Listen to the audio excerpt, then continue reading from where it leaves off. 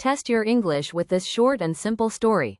You will learn about the history and meaning of handshakes around the world. When two people meet, they often shake hands. This is normal in many countries. But have you ever asked, why do we do it? A long time ago, people often carried weapons like swords or knives. When they met someone new, they needed to show they were not dangerous.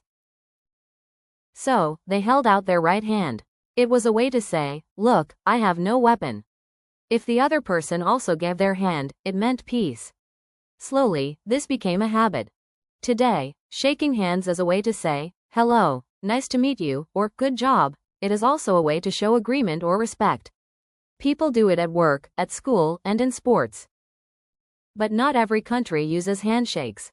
In Japan, people bow. In India, people say, namaste, with their hands together.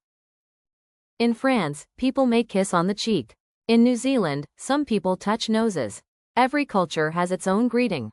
But the meaning is the same: respect, peace, or kindness. During the COVID-19 pandemic, people stopped shaking hands. They waved or touched elbows instead. This helped to stop the spread of germs. Even with new ways to greet, people still want to show they care. A handshake can also show feelings.